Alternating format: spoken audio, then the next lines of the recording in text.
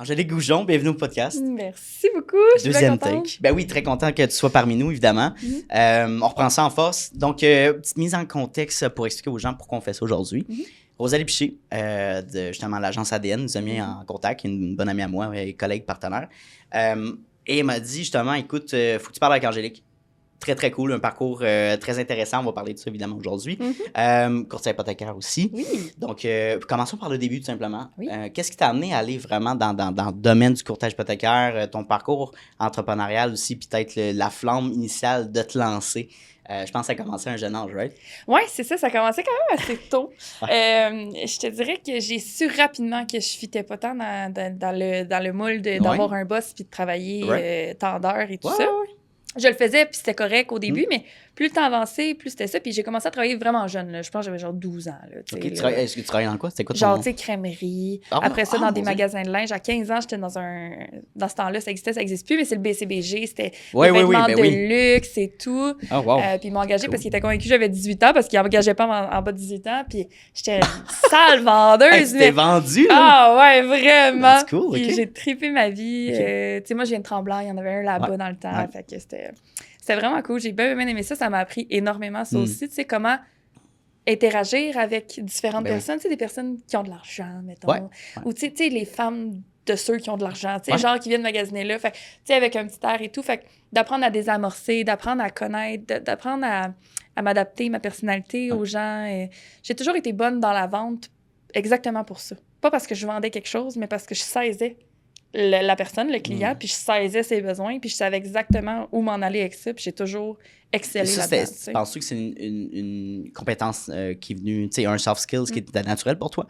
Tu sais, d'écouter puis de comprendre, mettons, le non-verbal, de dire d'essayer de comprendre le but de la personne, tu sais, je pense que c'est vraiment un côté humain d'entre gens qui, je pense que c'est number one en affaires, là. Si t'as pas ça, totalement. Tu vas travailler fort, là. Tu vas devoir travailler fort pour t'y rendre puis développer ton entreprise. Totalement. Ben, c'est parce que ça se ressent si tu l'as pas. Fait que, tu l'as ou tu l'as pas. Okay. Les gens qui l'ont pas, ils vont se forcer, ils vont faire les techniques de vente. Ils vont...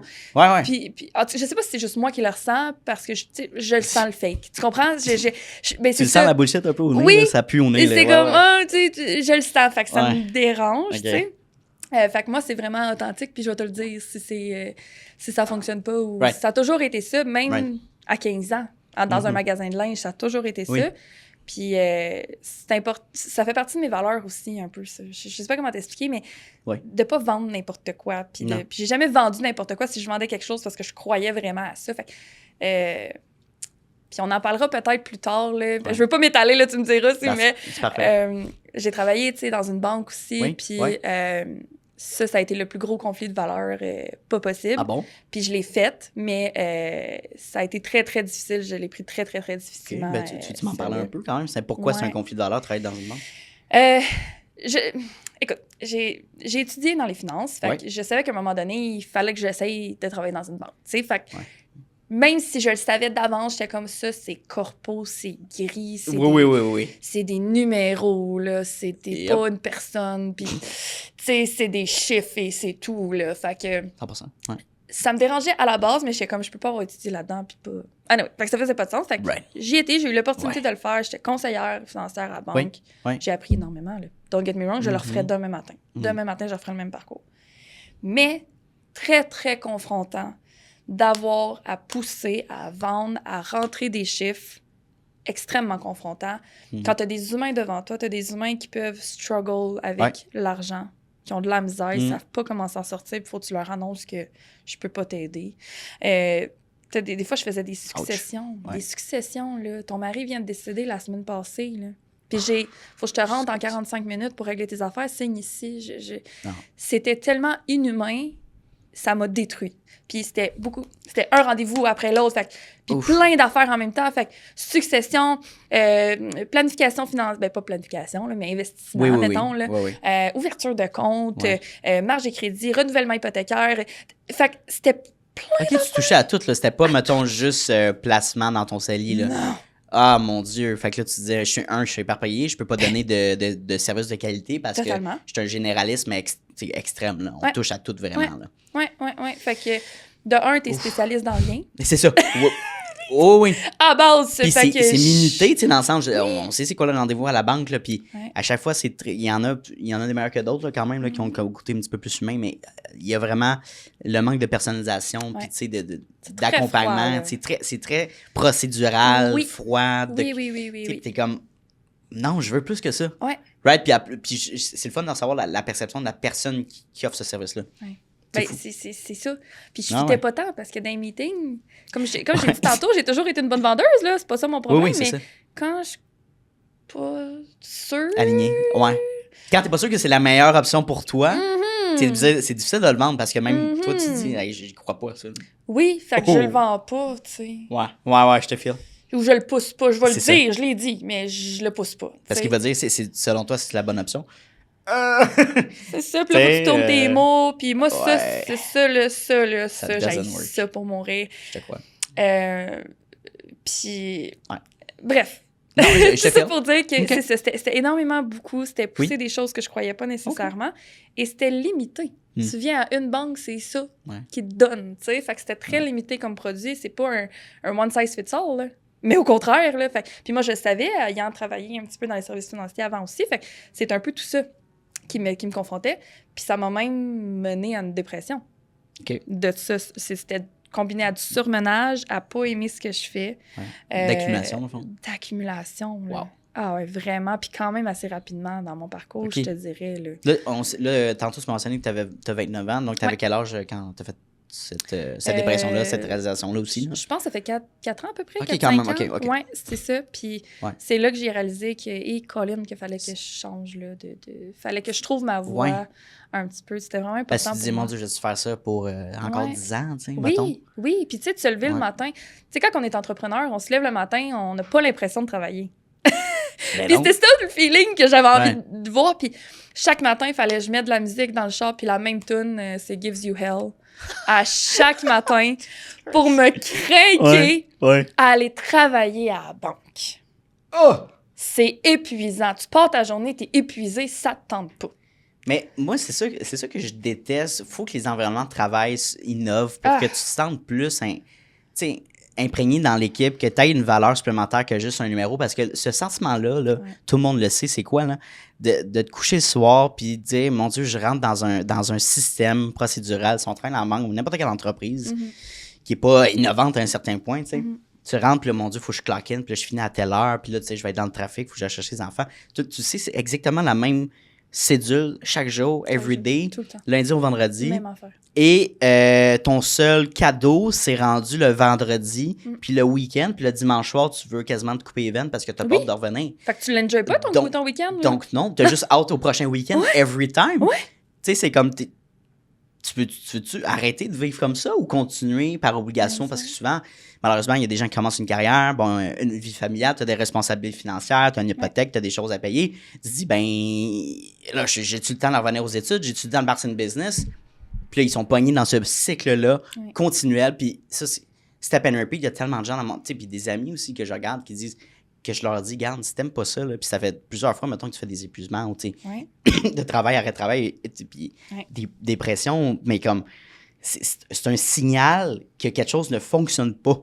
On s'écoute pas Écoute-toi, right? Ouais. Moi, ça m'attriste de voir ces gens-là se restreindre à leur réalité. T'es pas obligé, cette job-là, c'est une job, ça se change. Mais tu vois, c'est ça. Ça se change. C'est ça que j'étais pas capable d'accepter. T'es OK? Parce que pourtant, comme je te dis, je suis une bonne petite fille dans le sens où... tu suivais les règles, t'étais pas dans l'école. Oui, j'écoute les consignes, j'étais bonne, tu sais, j'ai rien, tu sais, je suis fine, mais... fait que, tu sais, j'avais l'impression que j'étais une bonne employée, éternelle employée, dans un sens. J'essayais de me convaincre, je pense, c'est surtout ça. J'essayais de me convaincre parce que, justement, en ayant une famille, t'as besoin d'une stabilité, t'as besoin de savoir que ta paye à rendre dans 2 semaines, puis c'est ça le montant, tu sais, fait j'essayais énormément de me convaincre. Fait que c'est pour ça, je pense que ça m'a mené à genre, finalement, ça fonctionne pas du tout. Va falloir que je trouve quelque chose. Puis je savais pas quel business me partir, tu sais. Ben non, tu savais pas quel domaine. Non. Ben c'est sûr, là, t'as quand même navigué en mode salariat dans le domaine financier. Fait que tu te dis peut-être que t'as touché au placement, t'as touché justement aux hypothèques. Oui. Est-ce que justement le courtage hypothécaire, justement d'être à ton compte, c'était quelque chose qui dit, ça fait du sens?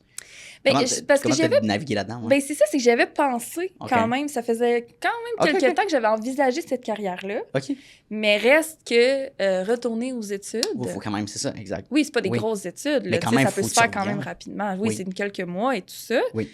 Puis ça a été facile pour moi, vu que je connaissais déjà les finances à la base. Puis tout ça, fait que ça n'a pas été très difficile pour moi. Fait que ça se faisait bien. OK. Par contre, t'es travailleur autonome, là. T'as pas 4000 $ qui rentrent demain matin non plus, non, là. 100%. Fait que t'étudies, il faut que t'investisses dans ta business, justement, pour pouvoir en vivre, pour attirer des clients. Fait que c'est une grosse remise en question, puis c'est un gros choix à faire. Puis je l'ai juste fait. Tu l'as juste fait, t'as dit, garde, est-ce que, parce qu'il y a des gens qui vont dire, mon Dieu, est-ce qu'Angélique, tu t'as mis de l'argent de côté, est-ce que t'as mis ça sur une marge, c'est comme, à un moment donné, ton cœur veut faire cette décision-là, mais la réalité étant que tu peux pogner une bonne opportunité puis avoir des clients rapidement, mais la plupart du temps, il faut que tu grindes puis tu te fasses connaître, justement, il faut que tu fasses du contenu en ligne ou tu fasses des réseautages classiques, comme... Faut que tu te mettes out there, mais encore une fois, c'est une question de temps pour développer ça. Fait qu'au tout début, est-ce que tu avais un coussin quand même pour t'amener un stress un petit peu moins intense? Ou comment tu as vécu ça, en fait? Je suis juste curieux. Bien, je savais qu'on allait refinancer la maison. J'étais propriétaire déjà d'une maison. Puis notre maison a pris de la valeur, là, mais ça l'a doublé. C'est complètement... Fait qu'on a eu cette chance-là d'être parmi ceux que ça a vraiment pris de la valeur. Fait que connaissant déjà l'hypothèque à la base, même sans avoir suivi ma vraie formation de courtière, je savais que c'était une possibilité. Cool. Fait que c'était ça mon coussin. C'est pas tant que j'avais un coussin cash dans mon compte. J'avais de l'argent, j'avais une marge, tout ça. Mais je me disais, au pire, on peut refinancer. J'ai ma maison. Là. Oui, c'est de l'argent qui dort là, c'est de l'argent qui est accessible, que tu peux retirer, Colin. C'est à toi. C'est à moi! Ben oui. C'est de l'argent que j'ai investi, puis là, c'est la valeur qui a augmenté. Pour moi, c'est une évidence. Ouais. Puis je me spécialise là-dedans beaucoup aussi. Les refinancements, je trouve ça nice. Je trouve ça nice que... Je m'évade un peu, mais écoute, je trouve ça passionnant. Ben oui. Chaque journée, chaque client que je parle, je trippe ma vie. Là, je suis plus énervée qu'eux autres. C'est excitant, OK. Oui, je parlais à une cliente hier. Puis j'ai vraiment senti ça. J'ai montré toutes ses dettes qu'on rentrait dans son hypothèque. Puis elle a vraiment fait... C'est ça le montant, c'est juste ça, tu sais. Elle dit, Angélique, ça va complètement m'aider. Ben voilà. Puis ce sentiment-là, Anthony, là, je te dis, j'étais plus énervée qu'elle, je sautais, là. Tu sais, moi, je parle à mes clients comme je parle avec toi, comme je parle avec tout le monde, avec mes amis. Exact. On est des humains, là. On est tous des humains. Puis, tu sais, je veux pas que les gens se sentent mal à l'aise avec moi non plus. Puis tu sais, quand est-ce que tu dis ça? Quand est-ce que tu vas prendre une bière avec ton ami et tu te dis, ouais, ma carte de crédit est topée. Exact. Là, je sais pas comment je vais faire. Jamais. Tu t'en parles jamais à personne? T'en parles pas. Même à ta famille? T'en parles pas. Tu veux montrer que toi, ça va bien. Puis c'est normal parce que t'as pas envie de te faire juger, tu sais. Fait ce qui arrive, c'est que les gens ont tellement peur d'en parler, même à des professionnels, qui s'enfoncent. Et que là, des fois, là, ça devient trop tard. Puis c'est pour ça qu'il y a autant de faillites. Il y a énormément de faillites au Québec, là. Je pense que j'en ai fait une couple de clients qui ont eu des faillites et tout. C'est énorme, là. Ben, regarde, je te fais une petite parenthèse. Je suis participé à un club de réseautage, puis un des membres, justement, est un syndic de faillite. Puis il nous a dit, justement, il a fait une belle présentation récemment, puis il nous a dit, dans la dernière année, ses dossiers ont triplé. C'est sûr. Mais des faillites, mes propositions aux consommateurs, tu sais, tellement. Mais beaucoup de gens qui sont endettés, généralement, c'est... Puis, tu sais, oui, il y a une corrélation avec le coût de la vie, puis l'inflation, mais la grosse partie du temps, c'est une question de lifestyle aussi, tu sais, de choix. Tu sais, de dire, regarde, le fameux char de l'année ou un nouveau véhicule, c'est souvent la pire ou le moins bon achat que tu peux faire, du moins. Totalement. Surtout quand tu veux peut-être acquérir une propriété. Je veux dire, ça, c'est une des premières dettes après ta carte de crédit, puis tu sais. C'est faire attention à ça, on pourra en parler justement. Là, mais, fait que pour sauter du coq à l'âne, je me demande, les clients que tu accompagnes, quel genre de style de clientèle, c'est quoi que tu regardes un peu, avec quel genre de personnalité ou type de personnes que tu travailles finalement? J'attire T'attires les bonnes personnes? Ouais, je sais pas comment dire. Moi, j'aime le monsieur, madame, tout le monde. OK. Tu sais, j'aime ça que... Ouais. Hey, moi, tout, je suis dans le même situation. Moi, tout, j'ai un paiement de chambre. Moi, tout, j'ai ça. Tu sais, c'est pas du monde qui se pète les bretelles ou whatever. C'est vraiment...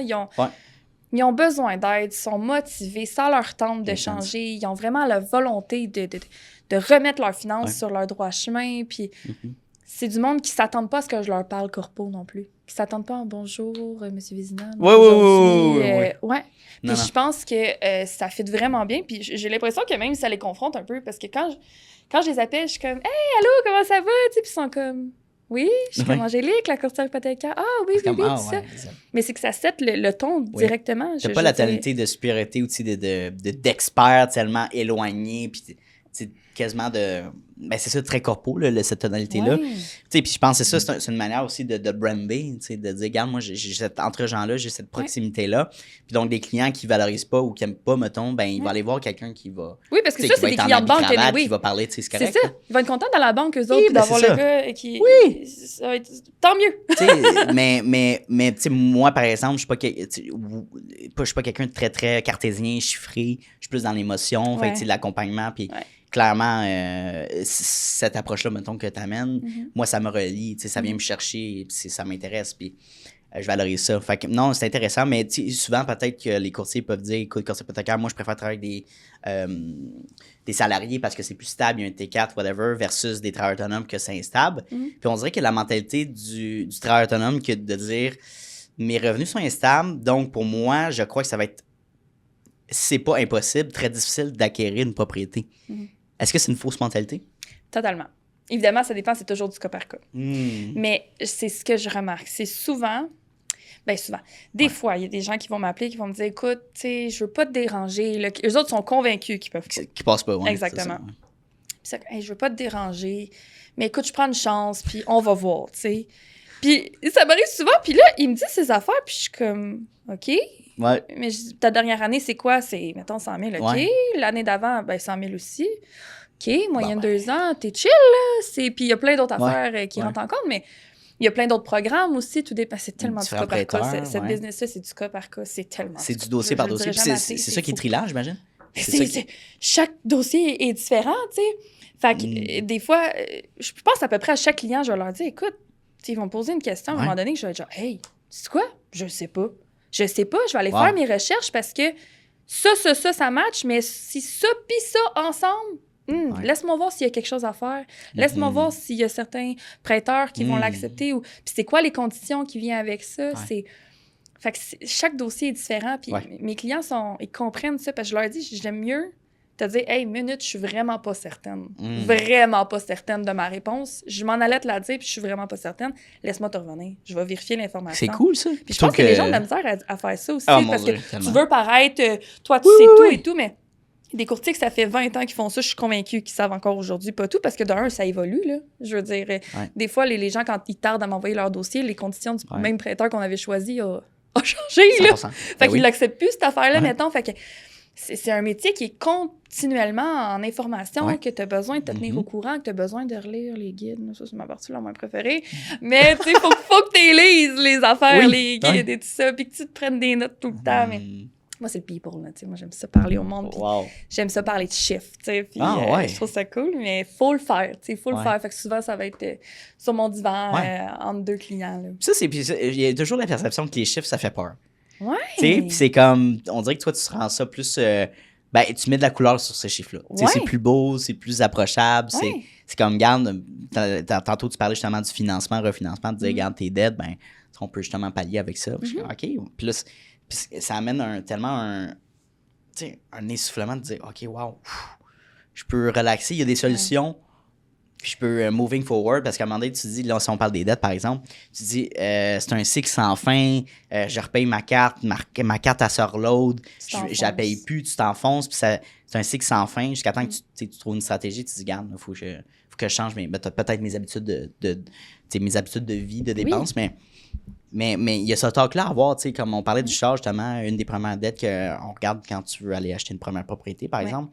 J'ai entendu tellement d'histoires de gens, justement, qui se rendent au notaire et leur char brise. Puis là, ils ont besoin d'un véhicule pour se déplacer. Donc, par choix, par nécessité, je vais aller me pogner un paiement de char. Mais il dit, mais je pensais que c'était final, la transaction s'est closée. Mais tant que c'est pas notarié... Ils peuvent revenir. Ils peuvent rechecker. Le dossier peut être réanalysé. Fait que là, tu sais, là, t'es dans le caca. Là, c'est une discussion pas le fun à avoir avec ton client. Fait que... Ben, c'est une discussion que j'ai à la base, honnêtement. OK, à se préparer. Là. Mes premiers appels, j'en donne de l'information parce que je veux être sûre que tout le monde sait dans quoi il s'embarque. Right. Parce que c'est arrivé, tu sais, j'ai une cliente que je vois qu'elle est dépensière, tu sais, beaucoup. Tu sais, je le remarque, là. Je le remarque, là. Tu remarques comment dans la manière qu'elle... Oui. OK. Tu sais, les intenses, les impulsives, là. Puis émotionnel. Ouais. Je comprends. Fait que, tu sais, I get it, totally.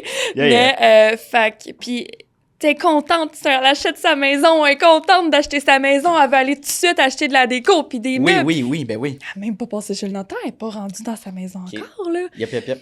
Exact, fait que, là, mais là, c'est correct, là, mettons, je vais m'acheter des meubles puis je mets ça par mois, je suis là, touche à rien. Magasine-les si tu veux. Tu iras la journée après du notaire si tu veux les mettre par mois, ça me dérange pas si ça t'appartient. Mais là, tiens ça de même. Puis, mais tu vois, ça aussi, ça m'a appris. Fait que maintenant, mais c'est ça qui arrive. J'ai l'impression que les conversations durent plus longtemps de plus en plus parce que je suis comme, by the way, là, il y a ça. Fait que là, fais pas ça, fais ça de même, maman. Fait que, mais j'ai tellement de proximité avec mes clients, on se parle tellement souvent. Il y a des clients qui m'appellent, là, 14 fois par jour, en plus des messages textes, tout ça, parce que ouais, mais c'est parce que ça devient... On est humain, Colin, Anthony. Tu comprends? Des fois, on oublie ça, là. Ouais. Je veux dire...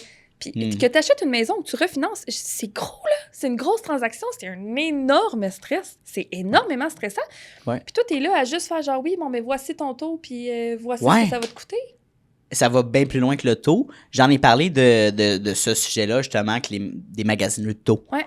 Avec Marc-Antoine puis Cynthia Delisle, là, que tu connais bien, que bon, tu as pu collaborer, c'est ça. C'est aussi, justement, on a parlé de toi à travers ça, mais oui, puis il disait, nous, on travaille pas avec des gens qui magasinent un taux, là. C'est aussi simple que ça, là. Ouais. Si toi, ta valeur, c'est seulement d'aller chercher un taux plus bas, clairement, tu comprends pas l'utilité d'un courtier hypothécaire, là. Oui, puis je suis d'accord avec ça. Je suis d'accord avec ça dans le sens où... D'accord avec le taux, tu veux dire? Non, d'accord avec ce qu'ils disent, que genre, oui, c'est beaucoup plus... Ça, c'est sûr que c'est beaucoup plus qu'un taux. Un taux, c'est... Selon les rencontres, ça a duré 5 minutes. Oui, mais c'est parce que moi, je dis tout le temps, parce que souvent, mettons, sur les groupes Facebook, les gens aussi vont dire ça. Oui. J'ai eu tel taux, y a-tu un courtier qui peut avoir un meilleur taux? Je suis comme... On a tous les mêmes taux, là. On a tous les mêmes taux. Qu'est-ce que tu veux? Genre, choisis ton courtier, il va te le donner, le taux que tu veux. Puis c'est juste plate parce que c'est de la désinformation beaucoup. Fait que tu vas voir justement sur les groupes, moi, j'ai eu 3,80 %. Comment ça que moi, j'ai 4,09 %? Ouais, mais toi, Coco, ta cote de crédit est un petit peu plus basse. Fait qu'il y a certains prêteurs qu'on peut pas aller chercher, qu'on n'a pas le choix d'aller avec ça, tu comprends? T'sais, fait on voit avec le taux que ça va. Ça, c'est tellement un bon exemple ce que tu viens de dire. Encore une fois, on dit souvent ça dépend du dossier, oui, mais dans quel sens? Mais c'est ça, c'est pour ça je me trouve gossante de dire ça, puis c'est ça que les courtiers répondent tout le temps. Ça dépend, ça dépend. C'est genre, ben là, ça dépend, non, c'est tout. On va essayer d'aller te le chercher ton taux. C'est une cote de 600, puis l'autre, il y a une cote de 850. Ah, c'est pas pareil, là. C'est comme, ça vient changer la donne. Ça vient totalement changer. Même la région, Anthony, où tu habites, là. Crazy, OK, je savais pas ça. C'est fou, parce qu'il y a certains prêteurs qui vont aller dans ces régions-là, d'autres non. Ça, c'est plus les virtuels, parce que les banques vont partout, mais dans les prêteurs virtuels, fait ça joue énormément sur le taux, là. Fait que je peux pas te donner un taux pour vrai, puis je pense que les gens comprennent rapidement, parce que le taux, on n'en parle pas jusqu'à temps que moi, j'en parle. J'ai jamais de questions. Ça m'est jamais arrivé, à part quelqu'un qui m'écrit sur Facebook « Salut, c'est quoi ton taux, là? » mettons. Mais dès que j'ai une conversation avec le client, jamais le taux ne vient. Ben, tu vois, puis ça, c'est le même parallèle que je fais quand tu fais de la vente ou dans n'importe quelle entreprise. Quelqu'un qui t'approche pour te demander combien tu charges, c'est pas un bon client, d'après moi. C'est pas un bon client parce qu'il cherche le plus bas soumissionnaire. Il y en a qui vont faire affaire comme ça, qui vont se brander comme le plus accessible, le moins cher. Là. Mais pour moi, personnellement, je fais pas les affaires comme ça parce que je sais que mon service a une valeur. Donc, c'est établi. Si toi, ça fonctionne pas avec toi, ça peut être un timing aussi de dire, regarde, j'ai peut-être pas l'argent là, that's fine, je vais te recontacter quand tu seras prête ou prêt. Mais si tu me dis non, je vois pas la valeur, j'ai pas de retour, ben je suis comme, ben regarde, c'est correct, mais on va juste pas travailler ensemble. Exactement. That's fine, c'est pas d'être malsain puis mais d'expliquer au client que je réduirais pas mon puis ça peut être difficile de réduire son prix, d'essayer de négocier vers le bas pour aller chercher un client dès le début. Je sais pas à quel point c'est possible dans le courtage hypothécaire, mais dans des domaines, de dire, je sais pas, parce que comment vous êtes rémunéré, c'est par... explique-moi comment fonctionne votre rémunération. C'est les prêteurs qui nous rémunèrent, fait que c'est de la commission. Par commission. C'est pas... Tu sais, ça l'implique... C'est ça. Moi, je trouve que c'est une évidence de faire affaire avec un courtier hypothécaire. C'est une évidence. Plutôt qu'aller voir un conseiller à la banque. Ben, oui! Je veux dire, sinon, tu vas aller à chaque banque pour le... Ouais, dans le fond, tu vas faire le travail de plus. T'es-tu prêt à faire le travail de plus, dans le fond? Ouais, puis tu sais pas trop, puis... Non seulement ça. Moi, l'affaire que j'aime ça soulever, là. OK. J'ai vu que j'ai travaillé à la banque, je sais quoi. C'est vrai. Le roulement à la banque. Oh, oui. OK? Moi, là, si tu m'appelles, si on renouvelle ton hypothèque aujourd'hui, si tu m'appelles dans 2 ans parce que tu as une question, parce que t'es pas sûr que whatever, ça va être moi qui va te répondre. Puis quand tu vas faire ton renouvellement dans 3 ans, dans 5 ans, ça va être moi qui va te répondre. Ça va toujours être moi qui va te répondre. T'es stressé, t'as quelque chose, t'es pas sûr. Même si ça n'a pas tant rapport avec l'hypothèque, t'es pas sûr sur ton budget, sur un investissement. Tu me textes, man. Genre, je suis là. Il y a cette proximité-là qui a une valeur tellement inestimable. Oui. Parce qu'après, dans 1 an, 2 ans, 6 mois même, t'as un autre... Je veux pas dire c'est triste, là, mais t'as un autre Joe Blow que tu connais pas. Ben, qu'un dit, je connais pas votre dossier, je vais aller le relire pour voir. C'était comme, tabarouette. C'est comme, je veux dire, surtout quand on parle de l'achat d'une maison de propriété. Hey, c'est pas rien, là. C'est ton plus gros achat que tu vas faire dans ta vie. Puis tu vas vivre tu vas vivre ta vie là, tu vas avoir une relation, tu vas avoir des enfants potentiellement, tu vas bâtir une... Il n'y a rien de plus humain que ça, un achat immobilier. Totalement. Fait que de pas amener ce côté-là, puis juste un côté chiffré d'accompagnement minimal... Non, it doesn't work like that. Puis surtout, c'est ça, je trouve. Les conseillers, même chose pour les conseillers en sécurité financière, même chose à la banque, tu sais, c'est égal, un courtier immobilier aussi, tu sais, comme, tu sais, d'avoir cet accompagnement-là, cette approche-là personnalisée. C'est pas vrai que ça coûte plus cher. C'est pas vrai. Mais au contraire. Au contraire, ça coûte moins cher. Non, mais non, mais c'est ça. Parce que mon point being que si toi, tu t'en vas, mettons, chez Desjardins, là, Desjardins classiques, Desjardins. Oui, mettons. Tu t'en vas chez Desjardins. C'est ça. OK, tu t'en vas à la banque. Là. Puis t'es déjà là, tu fais « Salut, j'ai une hypothèque », ils vont dire « All right, voici ça. Sure. » Mais si toi, là, tu y vas pas. Tu y vas pas, toi. Fait que tu m'appelles moi. Fait que là, y a-tu juste Desjardins qui te veut ou y a tout le monde qui te veut? Là, tout le monde veut ta business, tout parce que c'est de l'intérêt, là. Tout le monde la veut ton argent, tu sais. Fait qu'ils se battent tous pour ça. Fait que tu penses que c'est qui a le meilleur taux? Le gars assis dans la banque ou le gars qui... La fille. La fille l'ange. L'ange! Exactement. L'ange qui peut regarder vraiment partout pour toi. Puis pire que ça, je fais du chemin là-dessus parce que ça, c'est super important pour moi. Okay. J'ai des clients qui sont genre, encore là, j'ai souvent dit, hey, je veux pas te déranger. Je sais pas, j'attire ça, je veux pas te déranger. Je suis comme, mais non, tu me déranges pas, tu sais. Pose-moi tes questions, même si ça n'a pas rapport, ça me fait plaisir, j'aime ça, là. Tu sais, je tournais tout le temps sur notre selle, anyway, tu sais. Fait que, en tout cas, c'est vrai. Tu sais, c'est tellement ça me dérange pas. Pour pire, je te réponds plus tard. Anyway. C'est drôle. Puis, hey, non, mais tu sais, c'est parce que j'ai été refusée à la banque l'année passée, puis fait que j'ai pas pu, puis je suis comme, OK, mais on va prendre 2 minutes, voir. Puis on regarde ça, puis ben moi, ça aurait marché avec moi. Mais en effet, cette banque-là, ça marche pas. En effet, moi non plus, ça concorde pas dans leurs conditions. Par contre, cette banque-là, ça aurait fonctionné, tu sais. Fait que tu viens de perdre 1 an, 2 ans, des fois, c'est 5 ans. En pensant justement souvent de travailleur autonome ou peu importe. En pensant que tu peux pas t'acheter une maison. Fait que là, tu as perdu combien d'années d'investissement sur ta maison? Moi, ça me... Je pense que la première chose, si tu veux t'acheter une maison, la première chose que tu fais, c'est que tu appelles un courtier. Au pire, tu iras à ta banque après, mais tu vas avoir eu les informations. Tu sais. Mais va chercher les informations. Tu sais, on est tu sais, puis t'as toujours le fameux mon oncle, ma tante, le souper qui va aller te donner des informations. Tu fais pas assez d'argent encore, mettons, t'es un jeune, tu prévois de faire ça dans les prochaines années, mais évidemment, ton salaire, whatever, tu fais pas assez d'argent pour pouvoir t'acheter une propriété, mais t'es comme... Tu sais, il y a différentes stratégies. Tu disais travail autonome, moyenne de 2 ans, mettons, on fait 100 000, qui est good. Ça, c'est une des stratégies. Une des stratégies, mais je veux dire, est-ce que, tu sais, peut-être tu peux mettre un peu... Mettons, t'es en couple. Puis ta blonde, ton chum est salarié depuis X nombre de temps, puis toi, t'es travailleur autonome, ben peut-être tu peux mettre un plus gros cash down. Tu sais, peut-être qu'il y a ça qui peut pallier dans le calcul. Là. Tellement d'affaires. Il y a tellement... Je pourrais en parler pendant 3 jours de temps. C'est d'analyser tout... Ça n'a aucun sens. En fait, ton travail à toi, c'est d'analyser en détail le portrait de chacun. Oui. Des clients. Oui. C'est quoi ta situation financière? De le placer comme il faut, tu sais, des objectifs. Mettre ça cute, là, tu sais, parce qu'on met des notes, nous, après, on explique le dossier, on explique ce qui s'est passé ou c'est quoi la situation, tu sais, on communique, on te vend, là, tu sais, c'est un peu comme un avocat, là, tu sais, un avocat, il est là pour te défendre, c'est la même affaire, on est là pour toi, là, tu sais, c'est toi notre boss, by the way, là, fait que, tu sais, je travaille pour toi, puis c'est ça, ma job, c'est de travailler pour toi, fait que, en tout cas, Ben oui, mais profite-en de ces connaissances-là, puis cette approche-là. Ouais. Puis est-ce que c'est une question que tu poses peut-être à tes clients, c'est la suivante? Est-ce que c'est de dire, disons que tu vas aller acheter encore une fois une propriété, est-ce que tu te vois vivre là? Tu sais, combien de temps tu te vois vivre là? Tu veux savoir à quel point tu vas dans le details des objectifs peut-être familiales, personnels? Est-ce que c'est quelqu'un qui aime voyager on the go? Ou comme est-ce que peut-être qu'un condo, ça va être plus un produit qui va t'intéresser? Est-ce que tu vas peut-être être plus qualifiable là-dedans aussi? Ou une maison plus éloignée, tu vas être en campagne. Il y a tellement de choses à penser, de dire, je sais pas, plus que genre, je veux une maison ou je veux un bâtiment. C'est fou, puis c'est ça que je dis souvent. J'ai l'impression que, mais je suis courtière hypothécaire, mais je parle d'hypothèque 10% du temps. Right. Il y a tellement d'autres choses. C'est quasiment un coach, là, on s'entend. Ben... C'est quasiment, tu sais, je veux dire... Je suis ta best friend pendant une couple de mois, là, je te confirme, là. Ben oui. Genre, tu vas me parler à moi bien plus souvent que... Ben, en tout cas, parce que moi, j'ai cette proximité-là. Exact. Mais... Ouais. Ça varie tellement. Oui, j'ai besoin de savoir. C'est quoi tes objectifs de vie, toi? On s'en va où? C'est une bonne idée de faire ça, là? Ouais. C'est une bonne idée. Puis, tu vas être à côté dans tes paiements aussi. Fait que ça fait tout le temps un lien. Mais point. tes enfants, tes affaires. Fait que je donne, je pense, mon avis personnel un peu à travers de ça. J'ai une maison aussi. J'ai une maison, un duplex, donc il y a un locataire en bas aussi. Fait que j'ai eu cette chance-là. Je connais un peu ça aussi. Fait que je peux... Souvent, je vais le dire, ça, aux clients. Ça ne tente pas, d'avoir un duplex, c'est quelque chose que tu as envisagé. Fait tu sais, think out of the box. Ouais, c'est ça. Ouais. Puis essayer de voir, partager mon... Parce qu'encore là, ça revient à une discussion entre deux humains, là. Anthony, c'est la même chose. Fait que moi, je parle aussi de mon expérience à moi. Puis on a une discussion comme si on prenait un café. Oui, parce que c'est fou parce que tu touches quasiment, encore une fois, au courtage immobilier, un petit peu, là, sans être...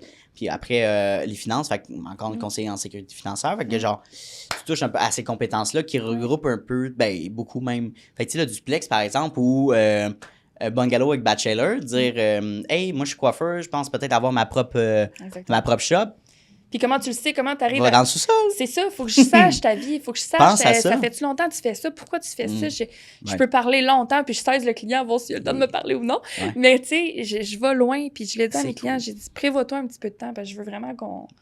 Pour notre appel, là, je veux pas juste que tu me dises ton salaire, puis tes dettes, puis bonne journée, puis je te reviens qu'un tour dans 5 minutes. Là, fait que oui, c'est super important pour moi. Je pense que ça fait toute la différence. Puis je pense que c'est pour ça que j'ai pas de question de taux. Que c'est moi qui arrive avec le taux plus tard quand j'ai fait ça vient à... Bon, parfait, on s'en va avec ce taux-là. Avec ce taux-là. Oui. Ben, excellent. Oui, c'est ça. Ça fait du sens. On va y aller. C'est ça, puis let's go. Ouais. Oui. Ouais. Qu'est-ce que... Y a-t-il un irritant que tu pourrais recevoir au niveau de ta clientèle? Quelqu'un qui est peut-être pas up-to-date assez rapide, tu te dis, OK, j'ai besoin de tel document pour que le processus avance, par exemple. Le classique, quand la personne n'est pas impliquée dans le processus ou c'est lent, est-ce que c'est un irritant? Est-ce qu'il y a d'autres choses qui fait que, mon Dieu, ce client-là est plus difficile ou challengeant, mettons? Oui, mais t'as mis le doigt dessus. OK, ça, c'est premièrement. C'est ça qui est irritant. Parce que j'ai le goût de t'aider, là. Puis genre, j'ai libéré du temps pour t'aider. Je me mets des plages horaires dans genre, je fais le dossier là, tu sais. Fait que je m'entends avec toi de genre, hey, tu sais, mettons, je te le dis, là, si tu m'envoies des documents d'ici jeudi, la semaine prochaine, puis si tout va bien, on a l'approbation, puis c'est réglé, tu sais. Puis c'est souvent les clients qui, leur échéance d'hypothèque arrive le mois suivant, là, qu'on n'a vraiment pas le temps de niaiser, là. Non. Puis ça traîne, puis des fois, ça traîne des mois, là. Ah oui? Des mois. Puis c'est eux qui... À un moment donné, j'arrête de relancer les gens parce que je suis comme, ça t'appartient. Puis c'est eux qui me relancent. Puis que, OK, là, j'ai tel document et tout ça. Ouais, mais là, ça concorde plus, là. Parce que là, ça m'est arrivé dernièrement avec une cliente. Ça a pris quasiment 4 mois, OK, avant d'avoir vraiment tout. Elle travaille beaucoup, c'est correct. C'est très difficile. Très bien. C'est bien correct, mais... Ouais. J'avais besoin de beaucoup de documents dans ce cas-là, j'avoue. Sure. C'était vraiment beaucoup, mais j'en ai besoin. Ouais. Fait que ça fait que les conditions peuvent changer, les taux peuvent changer, la situation peut changer. Tu m'as peut-être dit quelque chose, mais ton document dit d'autres choses. Fait que je t'avais dit oui au départ, puis là, peut-être que ça va être plus difficile, on va changer. Fait que c'est tout ça qui vient en compte. Je pense que si t'es vraiment prête à faire ça, man, prends-toi une soirée, puis tu sors tes documents. Je sais que c'est la partie plate. Puis il n'y en a pas tant que ça, là, la plupart du temps. C'est vraiment pas si pire. Ouais. Je sais que c'est plate et que ça te tente pas, mais après ça, c'est moi qui fais toute la job.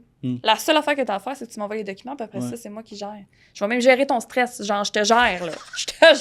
Laisse-moi, tu sais, te guider. C'est ça, mais je peux pas aller les chercher. Puis encore là, des fois, oui, je peux aller chercher. Tu peux pas les tenir par la main non plus, là. Tu peux pas aller chercher des documents chez eux. Mais ça, c'est tellement, tu te dis, mon Dieu, c'est quand même banal quand on parle de ça. Ouais, mais attends, il y a beaucoup de gens. Tu sais, tu dis, oui, elle travaille beaucoup, mais en même temps, c'est.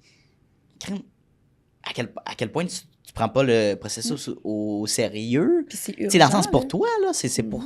C'est pas un devoir d'école là, qu'on te demande, là, c'est pour l'achat d'une propriété. Oui. Je pense que les gens prennent ça à la légère. Je pense que, vu que moi, je suis dans le domaine, moi, je le sais que c'est important, puis les papiers, puis les affaires, je pense que les gens le prennent à la légère de « Ah oui, je vais t'envoyer ça la semaine prochaine. » Mais... Tu sais, puis j'ai un autre client dernièrement, ça fait comme 3 fois que je le relance, là. Puis c'est rare que je fais ça, mais je le sais, leur date arrive, fait que je suis comme, tu sais, il faut le faire. Puis « Ah oui, excuse-moi, on est juste vraiment dans le jus. » Je suis comme « Good, fais juste m'envoyer au moins ceux-là. » Envoie-moi ceux-là, puis on va partir avec ça, puis je vais pouvoir commencer au moins à monter quelque chose. Tu sais, c'est un peu comme ton comptable qui te demande tel document pour tes impôts. Là.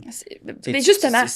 T'as pas le choix. Là. C'est là. Bon, tu veux les faire, tes impôts? Tu veux payer des retards ou c'est comme... Ouais. Fait que c'est ça. C'est difficile à avoir comme discussion, puis après, tu te dis, hey, après 3-4 relances, là, ben, mets tes culottes. Là, à un moment donné, on peut-tu être organisé un peu? Là? Ben oui, puis ça va plus loin que ça. Parce que parce que moi, je veux avoir beaucoup de clients, mais pas trop non plus, parce que j'ai peur de perdre ce lien-là, puis de pouvoir te répondre, puis de pouvoir te jaser de comment était ta fin de semaine, tu sais. Fait que si tout le monde, ça prend 3 mois à m'envoyer les affaires, là, c'est qu'à un moment donné, j'ai des nouveaux clients qui, eux autres, m'envoient des affaires, puis là, tout le monde se réveille en même temps. Fait que là, je pourrais plus donner le service que... Puis ça me tente pas. Puis je fais pas ce métier-là pour... Je fais pas ça juste pour l'argent. On s'entend, on travaille tous pour l'argent, là. Mais je fais pas... J'ai besoin de vraiment donner ce service-là, de vraiment rendre service au monde. J'ai besoin de rendre service au monde. Je sais pas comment t'expliquer. Fait que ça peut devenir problématique à long terme, ça. Fait que t'as des nouveaux clients qui, eux autres, sont prêts, que tu veux t'occuper d'eux autres, mais t'as ceux qui traînent depuis une couple de mois, tu sais, qu'il faut que tu t'occupes aussi. Fait que... Non, mais puis comme tu dis, l'entrepreneuriat, c'est pas une question... En fait, tu peux pas te lancer pour une raison financière. Ça peut fonctionner à court terme. Tu dis, j'ai un objectif financier, tu dis, mon Dieu, OK, parfait, on atteint ces échelons-là. Du moment que tu es rendu là, après, c'est quoi ton autre objectif? Puis surtout, cet argent-là, quand tu vas l'atteindre, par exemple, nombre de dossiers atteints, whatever, comment tu vas réutiliser cet argent-là, puis what's next? Si tu n'en as pas, à un moment donné, tu peux frapper un mur solide, tu te dis, pourquoi je travaille autant? Exactement. Pourquoi je fais ça? Mais c'est ça. C'est juste purement de l'argent, puis que tu t'en fous de l'accompagnement, puis tu pousses juste la vente. Ça, c'est challengeant, maudit. Mais je pense qu'il y a aussi, dans ce domaine-là, le fait que tu ne payes pas, justement. Je pense qu'il y a cet effet-là. Ah ouais, je comprends ce que tu veux dire. Tandis que, mettons, tu m'aurais donné 2000 $, là. D'après moi, tu m'aurais envoyé tes documents. Là. Tu serais à jour à maudit. Ouais. Mais ça fait pas de sens de toute façon, puis je demanderais jamais ça en 100 ans. Jamais. Je fais même pas signer de contrat, rien de ça. Je suis comme, moi, si tu veux pas faire affaire avec moi, tant mieux. Genre, j'aime mieux que tu fasses... You do you, là. Est-ce que y a une partie de toi qui dit... Peut-être que ça pourrait être intéressant que justement qu'il y ait un frais à payer pour l'accompagnement que j'offre. Probablement que le domaine est régi comme ça, puis c'est correct, là. Mais tu dis, peut-être que beaucoup de clients prendraient ça. Encore une fois, parce qu'il y a l'aspect financier. Du moment que tu mets de l'argent, puis tu vas prendre le processus beaucoup plus sérieusement, 100%. Puis des deux bords, les deux sont gagnants parce que les délais sont rapides, par exemple. Mais oui, est-ce qu'il y a une partie de toi qui dit, peut-être que ça pourrait être... Non. Non? OK. Non. Même si j'ai cette pensée-là que si les gens paieraient, ça activerait beaucoup plus. Puis ça tu ne sentirais pas bien à... Non, pas du tout. Je comprends ce que tu veux dire. Okay. Parce que je suis là pour t'offrir les options. Puis écoute, ça se peut que toi, tu te sens plus à l'aise d'aller à ta banque que tu as depuis toujours, puis c'est bien correct. Fait que je me vois vraiment mal commencer à charger quand je reçois une rémunération en plus. Fait que c'est ça le fruit de mon travail. En même temps, si c'était un cas, 90% des gens qui t'accompagnent justement, font pas leur due diligence, ben là, peut-être que ça te tenterait, mais c'est comme un petit pourcentage de quelques pépites de gens qui font pas ça. Mais c'est ça. C'est comme, OK, c'est correct. Là. Parce qu'on en a parlé un peu, justement, avec l'équipe Mac, Cynthia et Marc. OK. On en a parlé de ça. Hey, on fait-tu... Qu'est-ce que t'en penses? Tu charges-tu? Ouais, OK, on en a parlé de ça. Okay. On en a quand même parlé parce que reste que c'est quand même drainant, comme je te dis, parce que là, on a des nouveaux dossiers qu'on essaie de se concentrer là-dessus sur cette stratégie-là. Ça fait 5 mois, là, puis t'es pas payé, à un moment donné. Mais c'est outre l'argent, en plus. C'est outre l'argent, c'est que là, tu veux prendre du temps pour analyser tes nouveaux clients que les autres sont prêts, mais là, il faut que tu retournes dans tes documents, faut que tu relises tes notes. Là, t'es plus dedans. Quand t'es dedans, là, man, Si tu m'envoies tes documents rapidement, je suis dedans, je suis à toi, man. Je suis concentrée là, sur toi. Puis je sais, tu m'appelles, tu fais genre, t'as-tu reçu le TK? Oui, je pense que, mais là, le 24 457, tu sais, tu le sais, c'est plus facile de suivre. Fait que t'es là. Tu limites tes erreurs aussi, dans le sens, parce que quand ça fait longtemps qu'un dossier est mis de côté ou t'es en pause, là, faut que tu te remettes dans le bain, faut que tu relises, perte de temps, perte d'énergie. Totalement. Faut que tu relises toutes les conditions des prêteurs aussi, parce que ça se peut que ça allait changer. Fait que tout est différent. Donc, tu fais la job. Mon Dieu, justement, j'ai une cliente, j'ai fait la job. J'ai refait la job 5 fois, genre, avant que j'aie tout. Chose du cacalandre, mais là, je viens de penser à PC Jolicoeur, que tu connais sûrement. Tout le monde connaît, là, je sais pas pourquoi je te pose des questions. Là. Mais les histoires de fous qu'il pose, puis à un moment donné, il avait posté une story, une vidéo storytelling qui disait, à un moment donné, il y avait un client qui l'approche d'un entrepreneur, puis il y avait comme 2-3 business. Il dit, je fais bien d'argent, bien du cash, puis le côté, mais en fait, il ne connaissait pas vraiment sa situation financière. À quel point des clients peuvent ne pas connaître ses chiffres, faire flouer puis penser qu'ils font bien de l'argent. Tu fais confiance, puis après tu passes, tu vas voir les documents, puis là, ça ne fonctionne pas, tu n'es pas qualifiable. Ça arrive-tu quand même souvent? Quand même souvent. Ils ne comprennent pas leurs chiffres, dans le fond. Ils comprennent pas leurs chiffres. Ils sont en business. Ils ne comprennent... Ouais. Okay. Parce que c'est ça. Parce que sinon, les salariés, ça va, eux autres. Ça, c'est stable. C'est facile, c'est ça. C'est la partie facile. T'es salarié, viens me voir, il n'y a pas de stress, c'est facile. Ouais, exact. Any day. Mais quelqu'un qui, mettons, tu travailleur autonome, t'es comme kinda, tu sais, salarié, c'est comme la même entité, là. Mais incorporé, tu sais, là, tu viens d'ajouter une autre structure, fait que... Mais oui et non, ça dépend, mais ouais. Tu comprends ce que je veux dire? Oui, parce que...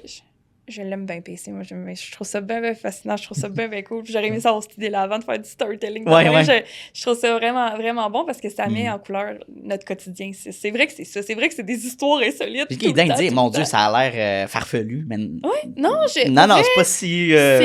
Puis écoute, le gars, il est là, je l'ai vu en conférence à Ottawa pour on avait un séminaire. En tout cas... Le gars, terre à terre, je l'aime bien. Mais, tu sais, il reste que il est rendu trop big, là, selon moi. Bref. Anyway, je vais pas partir. Non, c'est un autre sujet. Non, c'est correct. Moins, c'est plus... le monde n'appelle plus PC. Il appelle l'équipe. Il y a 100%. Ouais. Fait que, bref. Mais super intéressant son contenu. Par exemple, je l'écoute moi-même. Mais ça pour dire oui, puis j'ai un client... Puis c'est pour ça que je ferais pas du storytelling. J'aime pas ça, tu sais, parler du monde. Là, tu sais pas, mais je sais qu'il serait full à l'aise avec ça. On se parlait 46 fois par jour, mais c'est ça. Le gars, il fait de l'argent, là. Mais la comptable, elle a pas suivi, là. Tu comprends ce que je veux dire? OK. Fait que ça a pas suivi. Fait que c'est vraiment une erreur de la comptable. Et c'est ce qui fait qu'il ne peut pas s'acheter une maison. Une erreur de la comptable pour le faire. Il a fallu que je dise, hey, écoute, ça marchera pas. Ça marchera pas, je le vois, je sais, mais écoute, ça fonctionnera pas. Puis je vais pas rentrer dans les détails, c'est beaucoup plus complexe que ça, parce que travailleur autonome, tu peux avoir un revenu verbalisé sur 12 mois, même si ta comptabilité n'est pas... Bref, il y a plein d'affaires que tu peux faire. Oui, mais dans son cas, c'était juste pas possible du tout. OK. Fait que, le gars, il a l'argent, là. Il a l'argent, oui, mais il voit l'argent dans son compte, il a tout, là. Il peut pas s'acheter une maison. Mais il peut pas. Non, fait que... Crazy, mais tu te dis, mon Dieu. Parce que c'est mal mis, c'est mal fait. Fait que le prêteur est comme, yo, ça a l'air weird, là. OK. Fait que comment tu as cette discussion-là avec ce client-là? Il savait. Il savait à la base. Il savait déjà? Il savait à la base. Okay. Il avait déjà parlé avec un courtier hypothécaire qui, lui, avait dit que ça allait être correct. Ah! C'est le fun, ça. OK. Puis il a senti que ça allait pas être correct. Fait qu'il a même pas procédé avec lui. Ça a été une référence d'une conseillère financière avec qui je travaille. Elle disait, peux-tu l'aider? S'il y a quelqu'un qui peut l'aider, c'est bien toi. T'sais, juste le rassurer ou quelque chose. Tu sais, c'est... On parlait de PC, pour finir ce sujet-là, il disait à un moment donné, comme... les clients pensent qu'on fait des miracles. Tu sais, puis que... On en fait! On peut en faire, mais est-ce qu'on on vit dans Wonderland, puis comme... Happy Land, ben c'est comme non. Tu sais, dans le sens, il faut que tu aies un revenu qui est solide quand même là, pour te baser là-dessus. Ouais. Ou, tu sais, ça revient à l'argent que tu as accessible aussi. Oui, c'est beaucoup ça. Mais, en effet, des fois, c'est farfelu, mais chaque appel, et je sais pas, je pourrais en faire, là, oh mon Dieu, j'adore les gens. Puis c'est ça, c'est pour ça que j'aime le monde. Anthony, c'est tellement pour ça, c'est... Chaque personne a sa couleur, chaque personne a sa personnalité, ses traumas. C'est son vécu. Hey, puis je rentre dans la vie. Ben justement, t'es rendu de me dire que tes cartes de crédit sont loadées à 40 000. Là. Fait que genre, t'es rendu proche avec moi, là. Puis tu m'en comptes des affaires. Puis tu m'en comptes que tu viens de te séparer, puis que tu trouves ça difficile, puis qu'il est arrivé telle affaire, puis mes clients m'appellent après, là. Je veux dire, c'est pas genre, voici, t'as signé ton hypothèque, bonne journée. C'est des clients qui m'appellent en FaceTime. Check, là, on a rénové la cuisine. Puis là. Ah ouais, non, c'est cool, ça. Tu sais, fait que là. C'est la partie de la job que tu penses pas que ça va être, mais j'aime. T'es comme, ouais, moi, c'est ça que j'aime. Oui, genre, hey, man, t'es dans ta maison live en ce moment parce que je t'ai aidé à placer tes affaires comme du monde à pouvoir t'acheter cette maison-là. C'est fou, là! Mais pas juste ça, tu sais, ça va tellement loin que, encore une fois, que le contrat ou le dossier de financement ou d'hypothèque, mais tu dis, par exemple, ton client, hey, justement, je sais pas, j'ai une idée de side business, puis là, j'ai besoin d'un fournisseur, je suis en train de travailler là-dessus. Puis là, tu dis, hey, ben, je connais quelqu'un que j'ai accompagné qui travaille là-dedans, par exemple, là, je prends l'exemple d'impression d'articles promotionnels. J'ai un fournisseur de vêtements, whatever, d'imprimerie. Tu devrais rentrer en contact, je te mets en contact. Tu sais, tu as la valeur d'avoir un réseau de contacts fourni de personnes. Puis t'es comme, OK, là, on va beaucoup plus loin. Là, je t'aide même à développer tes projets de business ou projets personnels, de famille, je sais pas, tu sais, t'es-tu déjà allé là, whatever. Tu sais, de vraiment t'intéresser authentiquement à la personne. Oui. Ça va... Il y a une valeur fois 1000, puis au-delà de l'argent, valeur fois 1000 d'humain. Là. Oui, mais c'est fou, puis c'est fascinant à quel point t'es dans la vie du monde. Tu les as aidés à avoir une maison ou à rester dans leur maison. C'est soit t'acheter ou pouvoir rester dans ta maison. Fait que, c'est-tu pas beau, ça? Permettre aux gens, ça, d'avoir une maison? Je veux dire, crazy. C'est fou, là! Il n'y a rien de plus beau que ça. Ça me fait capoter. J'ai des questions techniques aussi que je voulais te poser pendant le podcast. La première question technique. Les dossiers de terrain inondable, c'est-tu compliqué? Dans le sens, de ce que j'ai compris à travers les VAP, c'est qu'il y a peu ou pas de banques qui financent maintenant. C'est-tu la réalité? Mais à cause qu'on a eu beaucoup d'inondations, des problèmes, d'acheter une maison sur un terrain comme ça, c'est presque impensable. Il y a beaucoup d'affaires de même. Il y a beaucoup d'affaires de... Il y a beaucoup des oui, mais. OK. Fait que oui, mais, c'est-tu quand même une bonne région avec une bonne valeur? Il y a tout le temps des oui, mais. Fait que oui, mais. Et puis, est-ce que lui qui l'accepte, est-ce que tu concordes dans ses conditions? Aussi. Tu me suis-tu? Si t'es à Laval, c'est chill. Laval, tout le monde va le mettre. Mais des fois, c'est un peu plus complexe. Fait que c'est ça que je veux dire. Des fois, tu checkes tout. Wouh! Wouh! Puis là, t'arrives au dernier point. Ah, fuck. Maudite merde. Ben, c'est ça. Fait que c'est là que vient qu'il faut que tu aies le système D d'essayer de réfléchir à d'autres choses. Puis en même temps, attends une minute, est-ce que c'est une bonne idée? Quand des affaires de même, je pose la question. Quand même, si on voit que comme moi, ça va être difficile, est-ce que tu es sûr? Est-ce que c'est une bonne idée? Est-ce que tu es sûr de vouloir vivre là, dans le fond? Oui. D'acheter une propriété là? Oui, d'acheter une propriété là, ou ça peut être à ce prix-là, ou ça peut être, tu sais, whatever. Es-tu conscient de s'il y a une inondation aux 2 ans, ou même à chaque année, est-ce que tu es peut-être un contracteur, peut-être que ça te fait pas peur, tu vas monter à la maison. C'est ça, chaque situation est différente. Là, Ou c'est pas le cas, tu te dis, mon Dieu, peut-être que la propriété est moins chère à cause de ça, whatever.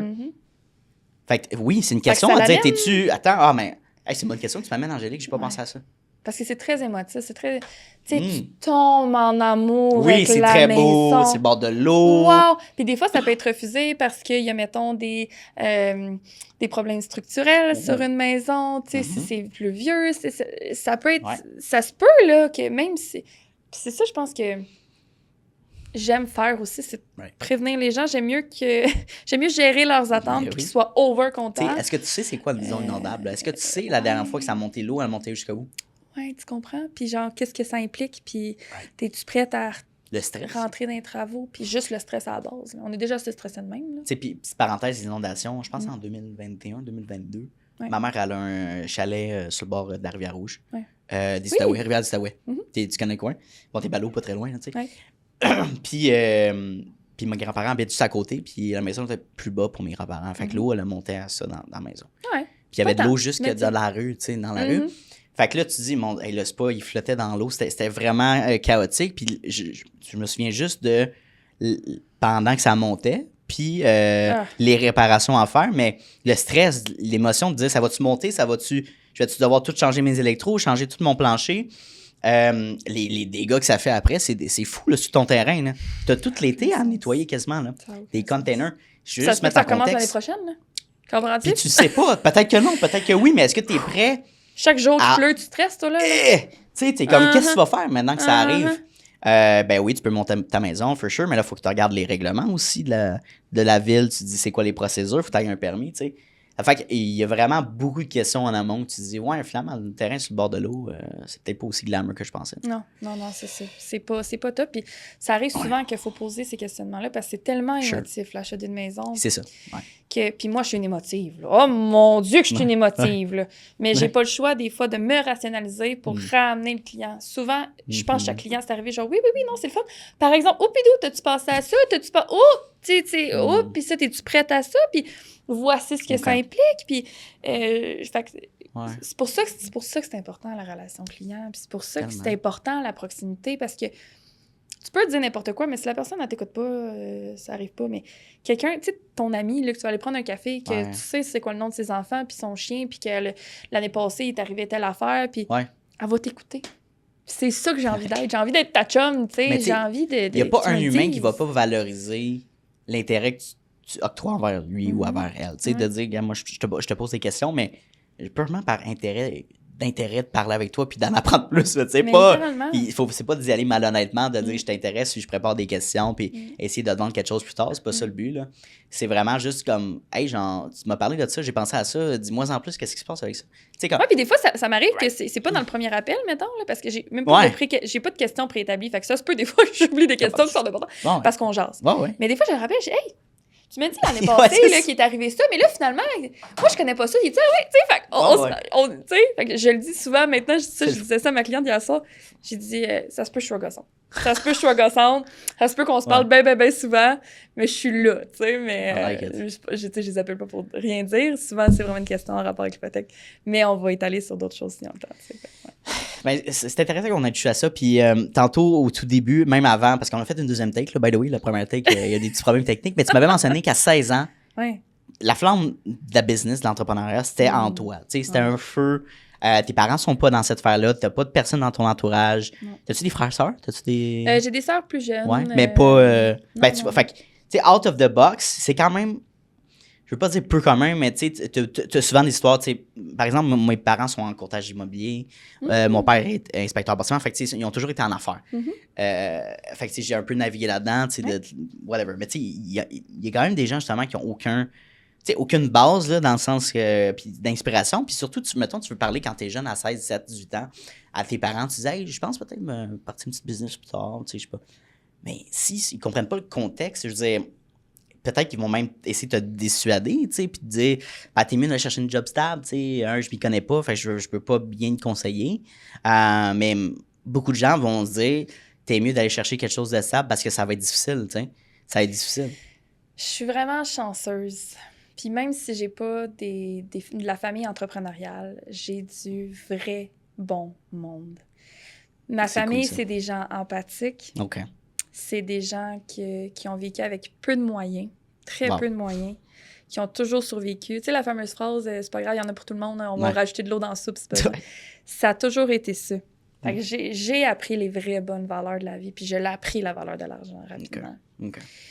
Fait que, au contraire, j'ai toujours eu beaucoup de support. Fait que t'as eu du support, dans le fond. C'était pas un... Ça n'a jamais été... Okay. Ben, oui, c'est sûr que... Il y a eu des questionnements, peut-être. Évidemment qu'ils vont faire genre « t'es sûr, tu sais? » Mais je pense qu'ils ont toujours reconnu ma drive. Puis le fait que j'ai été en appartement jeune aussi. Je me suis toujours débrouillée par moi-même assez jeune. Tu sais, genre, je suis avec 15 ans. OK, quand même. C'était très jeune. C'était très, très jeune. Fait que c'est pour ça que je te dis, ce sentiment entrepreneurial-là est devenu jeune. J'ai besoin de m'occuper de mes affaires moi-même. Tu sais, c'est ce besoin-là. J'ai besoin de tout ça, de gérer. Travailler juste de dire, hey, je travaille à 12 ans, être capable de te vendre. On dirait que moi, étant plus jeune, on dirait que tu comprends pas le terme, mettons, être en affaires ou business, mais c'est comme, ou entrepreneurial. Tu dis, je sais pas si ça va être une carrière pour moi, mais comme tu fais tellement de moves, ou de la manière que tu vois certaines choses dans la vie, surtout le côté financier, tu vois plus l'argent comme un outil pour acheter telle chose pour faire plus d'argent ou t'investir en toi-même, whatever. Il y a cette mentalité-là, on dirait que ça vient tout seul. Il y a comme un vouloir d'en apprendre plus puis de faire autrement. Puis je trouve que c'est beau, ça. Oui. Mais c'est un peu ça. Puis je sais pas, j'en ai parlé, mais ça me semble tantôt. Mais j'ai pas été aux études tout de suite après mon secondaire. Oui, tu l'as dit, ça fait que tu as pris un temps d'arrêt, tu as gradué, puis tu allé travailler tout de suite. J'ai travaillé dans un magasin de linge. OK. à Tremblant. Je sais, ça a l'air super banal. C'est la meilleure... Non, c'était un autre après. C'est ça, OK. C'est la meilleure expérience de ma vie. OK. Côté... En tout cas, je vais développer, mais je travaillais à Tremblant, c'est en montagne, parce que je viens de Tremblant. Ouais. C'est un petit magasin, c'est très touristique. Ouais. Encore là, tu peux pas avoir meilleur... tout type de personnalité. Tu as du monde de partout dans 100%. Le monde, là. Fait que c'est une adaptation extrême, là. Extrême. Mais, tu sais, les Allemands vont avoir des habitudes différentes ou des manières de... Oh, ouais. Tu comprends? Les Français, j'adore les Français. Les Français, je les aime, les Français.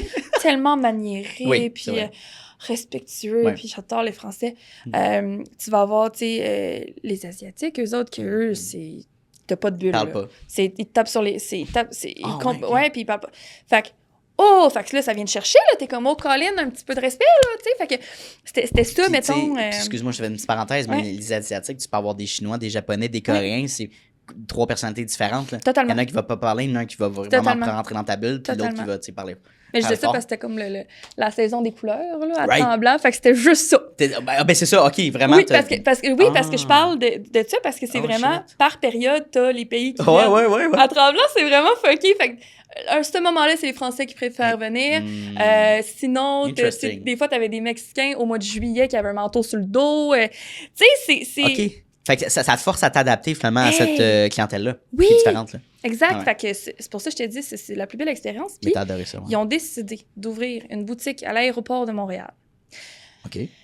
Et moi, du haut de mes 17 ans, je suis comme, moi, je vais y aller à Montréal. Et puis, tu m'as vu paniquer de genre, tantôt, de genre, il va te savoir un parking, Anthony, parce que Montréal va mourir. Fait que... YOLO, on part, on s'en va à Montréal, puis finalement, j'habite à Beaubriand, là, mais je travaillais quand même à l'aéroport de Montréal, et c'est pas simple, là, se rendre là, puis travailler là, puis c'est le processus aussi de te rendre là, puis de passer à travers les douanes quand même au début, puis faut que tu... Fait que j'ai dit, j'y vais. Fait que j'ai appelé, j'avais une belle proximité avec le vice-président dans ce temps-là de cette compagnie-là. Nice. Il m'a appris tellement, il a cru en moi, c'est fou. En tout cas, je pourrais en parler longtemps, je l'aime d'amour, faudrait que j'y reparle prochainement pour lui dire merci. Mais il a dit, OK, Angélique, all right, vas-y, c'est bon. Fait que j'étais assistante gérante, mais quand même, tu montes un magasin à l'aéroport de Montréal, un gros magasin avec des high expectations. Puis, man, il m'envoie là, puis il est comme, let's go. Puis il fallait que je me lève à 3 h du matin, puis il fallait que j'ouvre la boutique à genre 5 h. Jesus Christ. Ça a été tellement... C'est pour ça que j'ai décidé de retourner aux études après. J'étais comme, finalement, Montréal, c'est pas pour moi. Forget it. Mais t'as pas hésité à vivre l'expérience, puis dans l'optique de quoi? D'apprendre, ou tu dis, hey, m'a l'essayer, genre? De le faire, man. De sauter. D'essayer. Fait que c'est ça, je te dis. Quand je te dis que je pense que tu l'as ou tu l'as pas, ça, être travailleur autonome, c'est ça. Si t'es pas prête à sauter dans quelque chose sans savoir, puis ce qui est quand même weird, c'est que je fais énormément d'anxiété, là. Et encore plus l'anxiété de performance, là. Énormément. Anxiété de performance, peut-être. Mais 100%, mais anxiété de base, là. J'ai besoin de savoir qu'est-ce qui se passe la semaine prochaine, qu'est-ce qui se passe dans le futur, que si je fais ça, c'est fou, hein? Tu vois comment des fois, on se fait comme un descriptif d'une personne. J'aurais jamais pensé que tu fais de l'anxiété. Mais vraiment, pas genre tout le monde qui fait genre moi je fais de l'anxiété, genre non, l'anxiété, là. Crazy. Puis je prends plus de médicaments pour ça non plus. Moi, je suis beaucoup dans la thérapie, j'adore. Moi, je pourrais dire à tout le monde, faites une thérapie. Tout le monde, 100%. Même si tu n'as pas de problème de rien, juste jaser à quelqu'un. Allez jaser, ça fait du bien. Pour apprendre à vivre, en tout cas. Fait que mais j'ai cette personnalité-là on le fait. Tu sais, puis je trouve ça cool de nos discussions qu'on a, puis dans chaque podcast, il y a un petit peu cette étincelle-là. Étincelle, tabarnouche. Étincelle. Ça fait un lien avec ce que je voulais dire en plus, mais c'est étincelle-là qu'on le sent, mais je trouve que c'est extrêmement difficile de mettre les bons mots puis de le verbaliser. Tu sais, puis c'est comme, parce que c'est une émotion, Colin. Puis c'est on the spot, tu dis, je le fais, mais je sais pas pourquoi je le fais, mais je le fais. Je le fais. Puis est-ce que j'ai préparé mon move? Est-ce que j'ai planifié? Tu sais, par exemple, je me lance en affaires. Est-ce que tu vas te faire un plan d'affaires de 30 pages, 40 pages? Il y en a qui vont le faire, qui vont hésiter de se lancer parce qu'ils vont se dire ça fait pas de sens. Puis il y en a d'autres qui vont dire j'ai une idée, j'ai un petit peu sur ma clientèle, j'aime ça, je vais apprendre on the spot, puis let's fucking do it, tu sais. Puis moi, je suis plus dans cette catégorie-là, tu sais, de dire, regarde, on verra ce qu'il y a à voir, mais au moins, je n'aurai jamais de regret de ne pas avoir essayé. Exactement. Puis c'est ça qu'est-ce que tu vas te souvenir quand tu vas être rendu à 90 ans? Exactement. Chez vous, là? Ouais. Ah, man. Ça peut être temps de lancer une business. Ben non, t'es 95, là, je m'excuse. Mais... Ou justement, là, j'aurais dû le faire. J'aurais donc dû. Hey! Moi, j'ai le faux mot, là. C'est fou, là, le fear of missing out. Je peux pas, le faut, je le fasse. J'ai des frissons en parlant parce que j'aurais donc dû changer de job parce que c'est pas obligé de te lancer en affaires. J'aurais donc dû suivre ce que je voulais faire. Ou pire que ça, t'as des petits-enfants, mettons, t'es grand-père, t'as eu tes enfants, des petits-enfants. Hey, papy, t'as fait quoi dans ta vie? Je travaillais 50 ans dans une business, puis j'ai pas vraiment monté parce que fallait que je paye mes affaires, puis je faisais le minimum, puis OK. Tu sais, quel genre de modèle d'inspiration que tu veux être, pour vrai? Mais c'est ça, mon point. Pense à quel genre de personne que tu veux être plus tard pour toi, quelle réputation que tu vas avoir, qu'est-ce que tu veux laisser aussi. En tout cas, moi, t'as une vie à vivre. T'as une vie à vivre. Comment tu fais pour te lever à chaque matin, faire la même affaire pendant 50 ans? Ça me dépasse. Puis c'est correct, je comprends ça. Il y en a qui c'est correct, ça les dérange pas. Ils vivent pour vivre, pas pour profiter de la vie. Exact. Faut être d'autres choses, tu sais. Tu peux pas... Tu sais, si, mettons, ta job te nourrit pas... je pense qu'il y a peut-être quelque chose à changer dans ta job, là, mais il y en a qui voient une job, c'est une job, puis dans leur côté, peut-être qu'ils vont travailler à temps partiel, je sais pas, il y a une situation financière qui les aide pour qu'ils mettent du temps dans leur famille, ou ils font des voyages, ou ils font des... Je sais pas, tu pars un organisme, tu fais des gens, whatever. Ça, c'est le fun, tu réponds à ton why, tu sais, mais de purement avoir ton 9 to 5, t'attends, il y en a qui calculent l'heure, là, qui voient les jours passer, il me reste 375 000 heures à faire. Puis après, je suis libre. Peux-tu me tuer tout de suite, s'il te plaît? Je peux pas. Puis c'est une fierté, puis c'est quasiment drôle qu'ils disent ça. Puis je suis comme, est-ce que tu réalises ce que tu dis, là? Mais il y en a qui, je pense que juste ce réconfort-là, je pense que la retraite fait tellement peur que le réconfort d'avoir un fonds de pension, c'est le fonds de pension. Suffisant. Ça, puis c'est le concept des menottes dorées, c'est exactement ça. Oui. Puis qu'est-ce qui garantit que tu vis jusque-là? Qu'est-ce qui est garanti? Qu'est-ce qui est garanti? Peut-être que tu vas être sur un lit. Puis est-ce que ça va être suffisant, ton fonds de pension rendu là? Tu sais pas que est-ce que ton poste va être slacké? Tu n'as aucune assurance dans la vie. Aucune assurance. Donc, c'est pas fait que toi, tu t'es fait là-dessus, tu n'as pas placé rien d'autre, puis il y en a bien qui vont dire... c'est pire. Ben oui, puis il y en a bien qui vont dire « Ah, mais rendu à la retraite, je vais avoir du temps, moi, commencer à voyager. » C'est pas vrai. Tu vas pas commencer à... Si tu n'as pas commencé à voyager étant plus jeune puis essayer des choses, ça ne tentera pas plus rendu à 65 ans. Là. Fait que... tu sais, puis je pense que notre génération, on est bon là-dedans parce qu'on réalise, puis on a vu... Gen X, c'est moyen, là, mais mettons... Gen X, c'est... Ben, tu sais, Millennial, Gen X, puis... Moi, je suis Gen Z. Toi, t'es comme Millennial-ish, mais non, t'es Gen Z. Je suis techniquement Gen Z, mais je me considère comme Millennial. On est en 2026, on peut se considérer comme qu'on veut. Je me considère Millennial parce que... Mais t'es comme le sweet spot des deux. Oui. Tu sais, t'as le sérieux, puis d'un Millennial, mettons, tu sais, puis financièrement, puis t'as aussi le guts de genre, on change de status quo, de vivre la vie. C'est incroyable, j'adore ça. Ouais, mais tu sais, c'est ça, on a vu moi, j'ai vu mes parents travailler sur leur front, puis c'est correct, parce qu'eux, ils ont vu leurs parents faire ça. Mais on dirait que le Gen Z, c'est un bon exemple, millénaire aussi, là, on navigue là-dedans, mais de dire, regarde, moi, de faire un job pour un salaire, je veux dire, encore une fois, on a une vie à vivre. Est-ce que je veux vivre le restant de ma vie, puis avoir ce sentiment-là d'obligation d'être un numéro, dans le fond, dans une boîte? Ou ça, faire une vraie différence. Faire une vraie différence dans la société. Puis ça, c'est tellement pas vrai. Je pense qu'on le dit quand même beaucoup, mais c'est tellement pas vrai que tu travailles moins en étant travailleur autonome. Ben, en fait, moins. Écoute, tu peux. Ouais. Mais est-ce que tu scale? Je sais pas. Je pense qu'au tout début, c'est impensable. C'est impensable. Ben, en fait, c'est parce que moi, ça me ferait peur, je pense, de calculer mes heures. Moi, je calcule jamais parce que je peux pas. Parce que, non, c'est pas nécessairement t'es assis à ton bureau et tu fais quelque chose, mais c'est t'es tout le temps en train de brainstormer. Est-ce que ça compte dans le travail? Moi, je pense que oui. 100%. Mais, moi, j'ai l'impression de travailler à 100% du temps. Là. Fait que c'est comme, je fais quasiment du 16 heures par journée d'abord. Si on regarde ça, quand moi, je pars dans le sud 2 semaines ou une semaine avec ma blonde, c'est pas vrai que mon cerveau est à off, là, puis que je pense pas à mes clients, je pense pas à ma business. Exactement. Je vais peut-être pallier puis déléguer une certaine partie de mes tâches, mais quand je vais revenir, qu'est-ce que je vais faire? J'ai tellement d'heures qui reviennent. Ah, ça pourrait être cool de peut-être proposer ça. Je vais texter mon client, ça pourrait être cool de proposer telle nouvelle stratégie. Mais puis ça, c'est enivrant puis c'est le fun. Totalement. Puis après, bien évidemment, c'est bien beau tout ça, mais il y a aussi le côté de... On a une limite humaine, tu sais, puis on a un épuisement qui peut peut-être être atteint si, à un moment donné, tu n'es plus aligné avec ce que tu fais. Totalement. Je pense qu'on peut travailler beaucoup d'heures puis ne pas voir ça comme un travail, mais jusqu'au moment que tu n'es plus aligné avec tous tes objectifs puis tu vois plus de sens à faire ce que tu fais. Fait que ça, il faut faire attention à ça. Mais du moment que tu es aligné, moi, je pense qu'il n'y a pas de limite.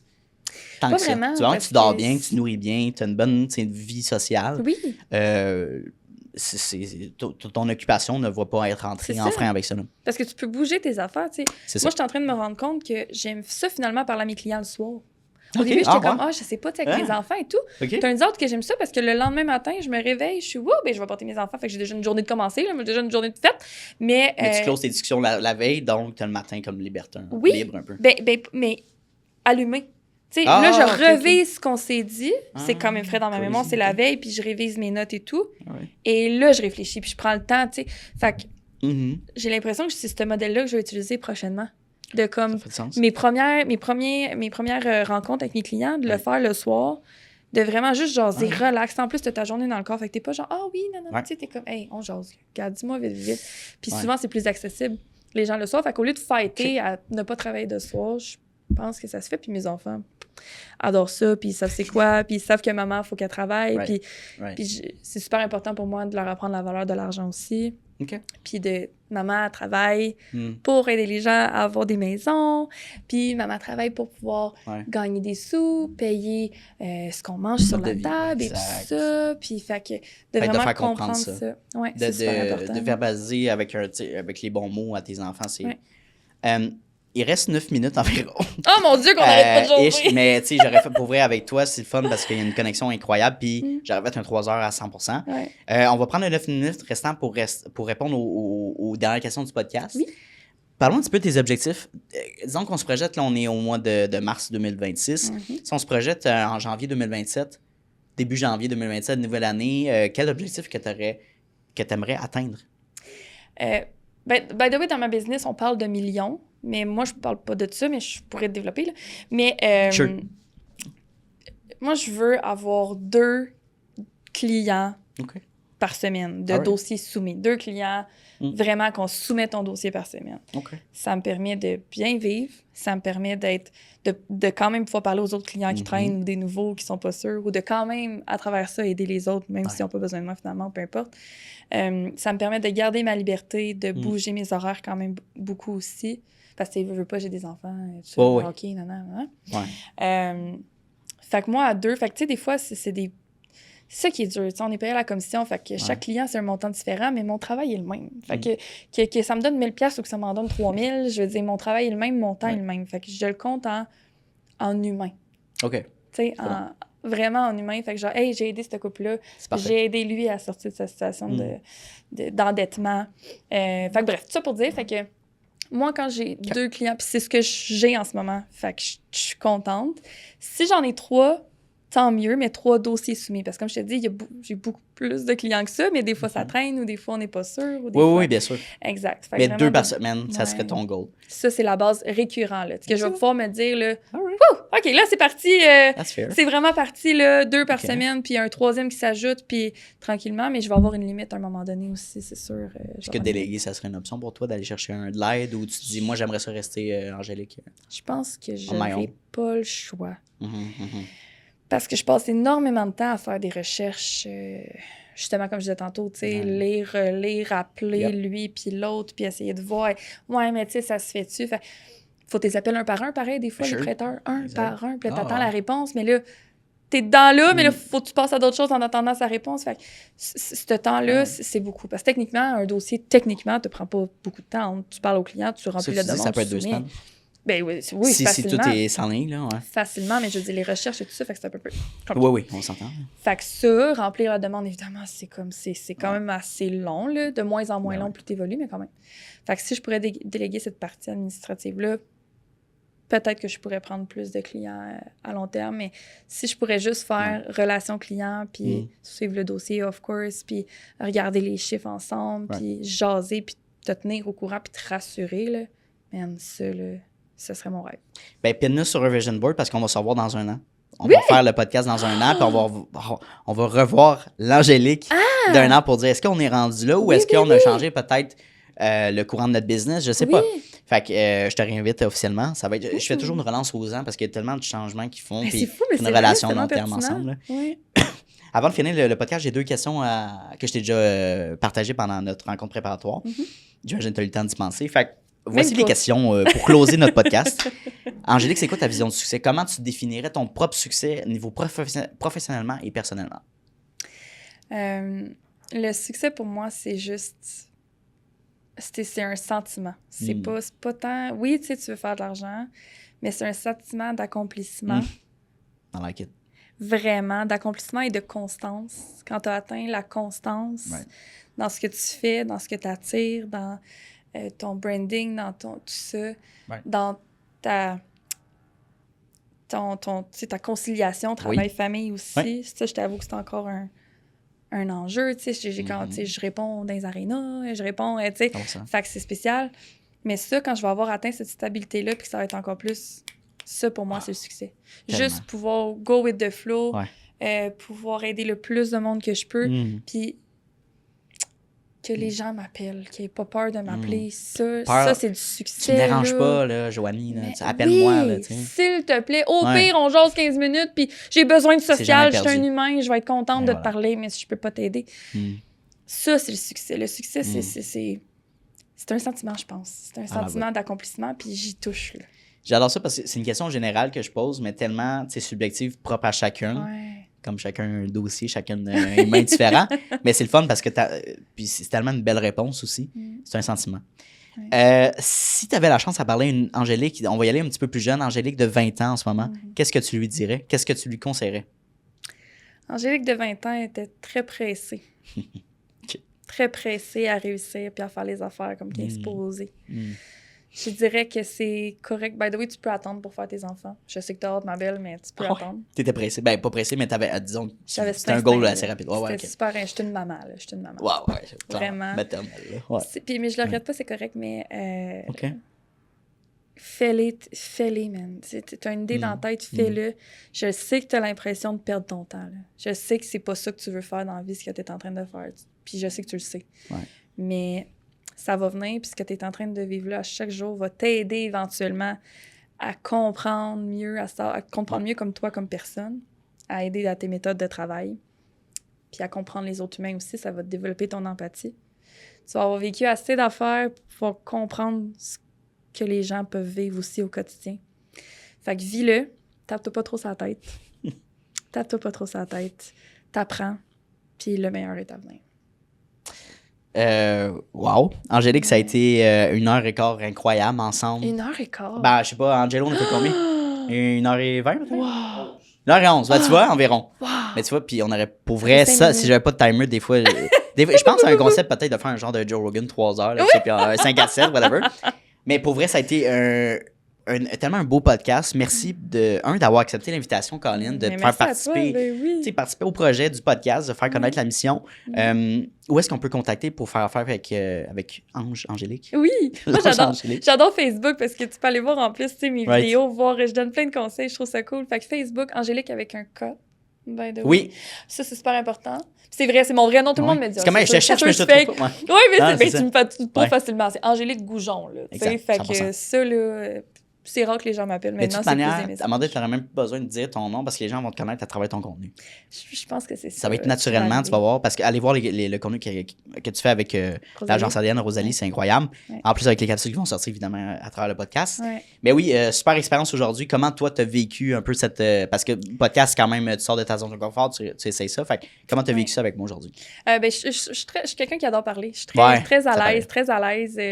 Puis j'étais tellement stressée, justement, quand j'ai été tourner mes vidéos avec Rosalie. Sure. Puis ici, j'étais pas stressée, puis je suis comme en discussion, puis oui, c'est sûr. je prône. Fait que je trouve ça cool que tu m'aies dit ça au début. Ouais. Je prône l'authenticité. C'est très important pour moi de pas avoir l'air de quelqu'un d'autre parce que tu n'auras pas de fun avec moi si finalement je suis fake avec toi. Fait que juste de jaser, puis de jaser d'entrepreneur à la base, là, sans le podcast, là, juste de jaser des vraies choses de la vie, vu que j'ai pas trop d'entrepreneurs dans mon entourage non plus. OK, bien ça fait du bien. Puis c'est drôle parce que il y a un aspect marketing de créer du contenu, mais des fois, souvent, l'effet que j'ai à travers le podcast, c'est on peut toucher une corde sensible, style un peu... Sans dire que je suis thérapeute, mais il y a cet sentiment-là d'intimité, de connexion. Pensez-y bien, là, les gens qui écoutent le podcast. Là, dans quel autre contexte qu'on peut s'asseoir 1 heure de temps avec une personne, un humain, puis jaser honnêtement de nos émotions, nos challenges, puis d'échanger ensemble. Mais surtout de think out of the box. Tu sais, des fois, tu as des questions... Des questions que tu me poses que je me suis pas posées, tu sais. Ben, il y a ça. Puis tu dis, hey, moi, j'ai un problème, tu sais, après ou avant, whatever, j'ai un challenge, t'as-tu déjà vécu ça? Ah oui, justement, j'ai peut-être une ressource pour toi. Ça vaut de l'or, tu sais. Fait Anyway, c'est tellement une belle connexion qu'on a, puis c'est tellement un format authentique. Ouais. Fait que je suis content que tu aies aimé le format. Les capsules qui vont sortir vont être incroyables, je sais. Le podcast, évidemment, format long aussi, va être super bon. Ouais. On se reparle dans un an. Merci beaucoup pour ta participation puis ton temps, évidemment. Merci beaucoup, Anthony.